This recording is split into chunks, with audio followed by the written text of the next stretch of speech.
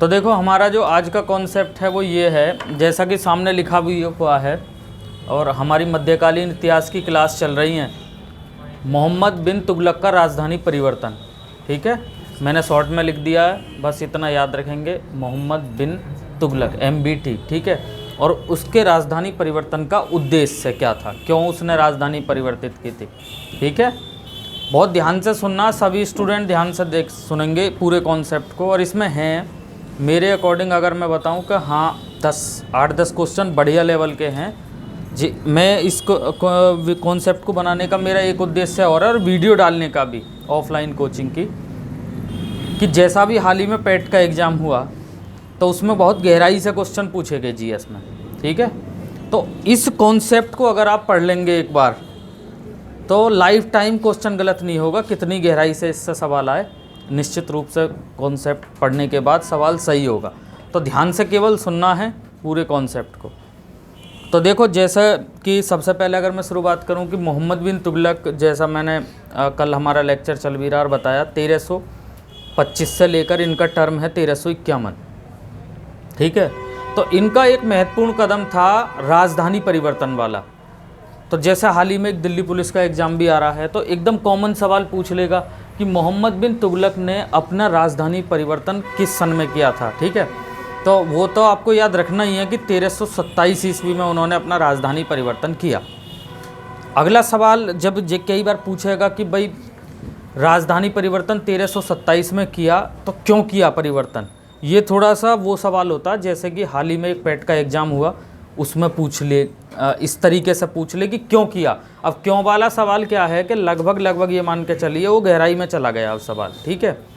ऊपर वाला बिल्कुल सामान्य फैक्ट है जो पूछ लेगा कि कब किया, 1327। तो देखो इन्होंने जो राजधानी परिवर्तन किया मोहम्मद बिन तुगलक ने, क्योंकि इनका साम्राज्य उत्तर में भी था, उत्तर भारत तक विस्तृत था, और नीचे की तरफ अगर हम देखें तो कुछ साउथ तक भी था, यानी कि दक्षिण तक भी इनका साम्राज्य था, जैसा कि हम लास्ट भी पढ़ते आए हैं। जब हमने खिलजी वंश पढ़ा तब भी हमने ये चीज़ देखा, ठीक है।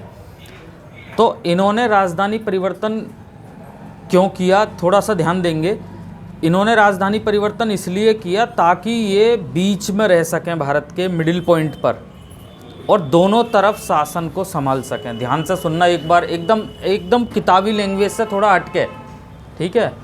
इन्होंने राजधानी परिवर्तन का इनका मुख्य उद्देश्य क्या है अगर आपसे कोई पूछता है एक लाइन में, तो इनका राजधानी परिवर्तन का एकमात्र उद्देश्य था कि जो भारत में जो मिडिल केंद्र में राजधानी बनाना अपनी, उत्तर भारत के शासन को भी संभालना और नीचे दक्षिण भारत के भी साम्राज्य या कह दो शासन को देखना।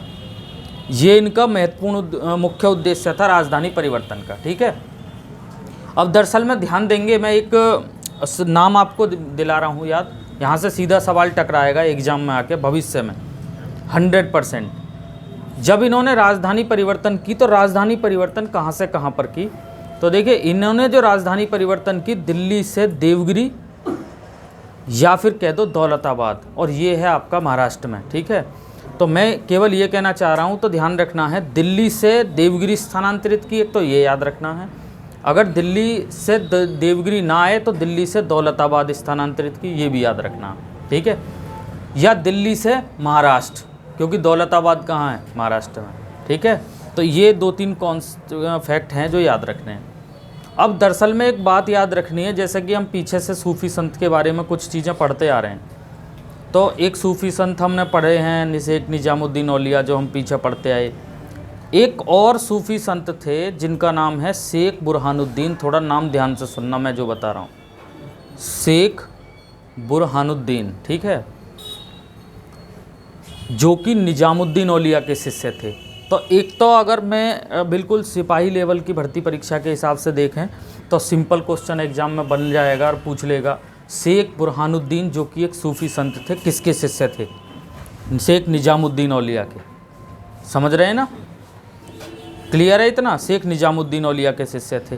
तो वो जो है शेख बुरहानुद्दीन, वो इन्हीं के साथ, किनके साथ, मोहम्मद बिन तुगलक के साथ राजधानी परिवर्तन के समय नीचे चले गए थे, यानी कि वहीं पर दौलताबाद में, ध्यान से सुनिए मैं क्या कह रहा हूँ।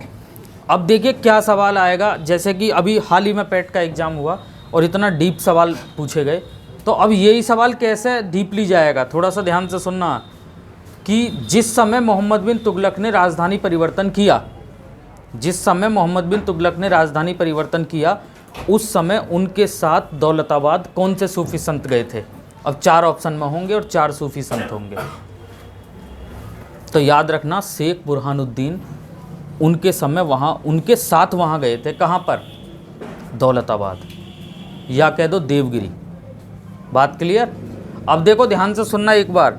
अब इन्होंने राजधानी स्थानांतरित कर दी और राजधानी स्थानांतरित की 1327 में, ठीक है, यानी कि अपने शासन के 25, 26, 27 लगभग दूसरे तीसरे वर्ष, ठीक है।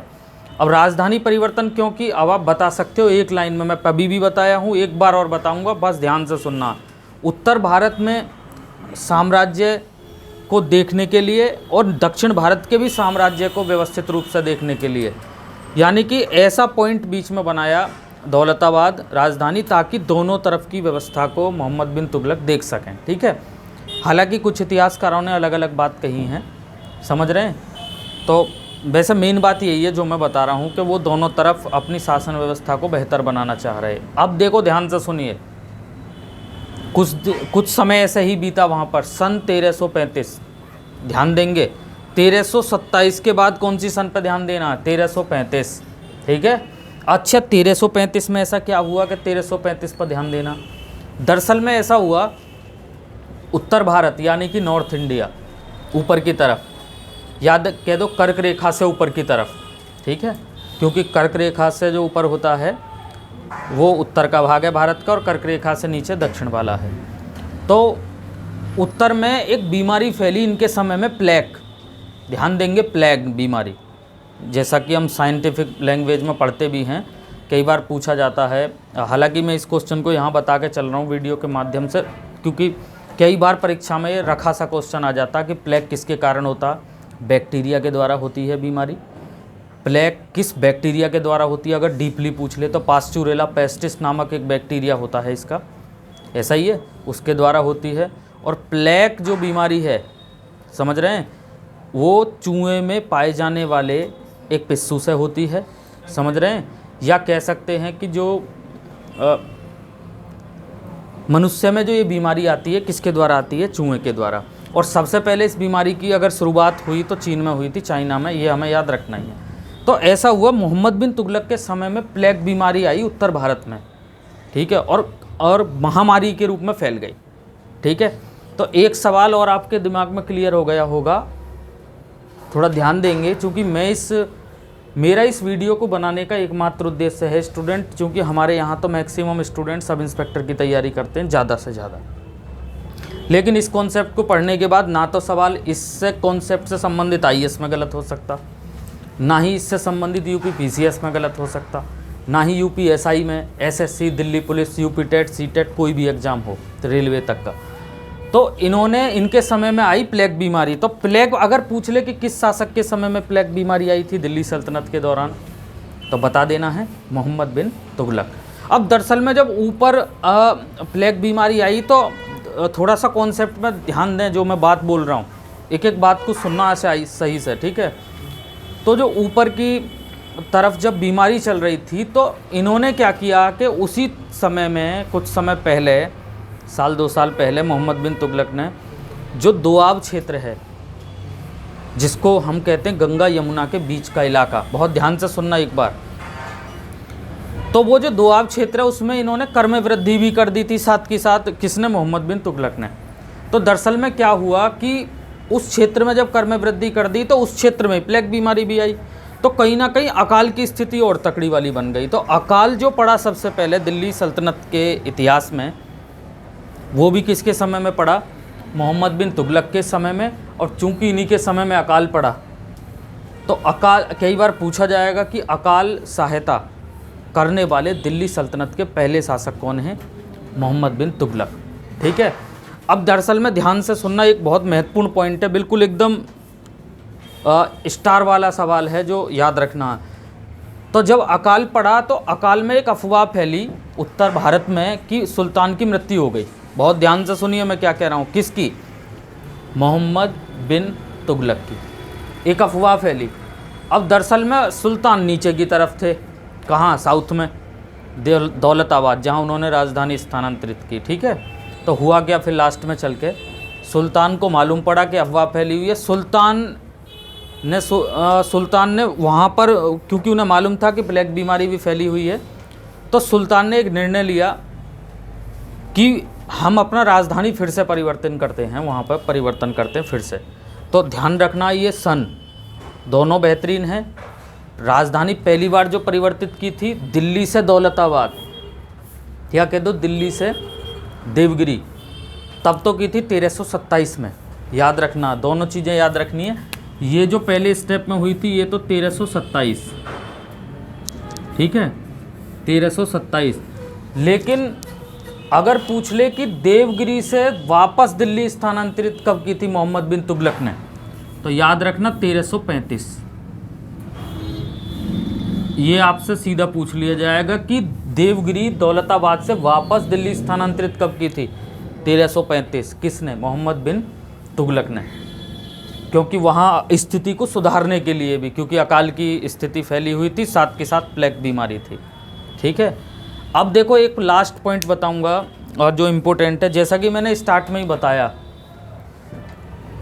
इनके साथ एक सूफी संत गए थे साउथ में, जिनका नाम था शेख बुरहानुद्दीन, जो किसके शिष्य थे? निजामुद्दीन औलिया के। दरअसल में जब उनसे कहा गया कि दिल्ली की तरफ वापस चलो क्योंकि हम राजधानी परिवर्तित कर रहे हैं, जब तो आप मेरे साथ आए, तो उन्होंने कहा आप भी चले जाओ, ठीक है, आप उस चीज़ को वहाँ पर संभालो जाके, बाकी इधर ही मैं देख रहा हूँ। क्यों? उसका कारण भी था पीछे का। जो इस्लामी शिक्षा है, इस्लामी शिक्षा, उन्होंने उसका विकास कर दिया था साउथ में जाके। किसका? इस्लामी शिक्षा का। किसने? शेख बुरहानुद्दीन ने, उस समय साउथ में नीचे जाके, यानी कि दौलताबाद साइड। तो दरअसल में इन्होंने क्या किया, जो शेख बुरहानुद्दीन है वो ऊपर की तरफ नहीं गए, वापस पुनः परिवर्तन पर नहीं गए।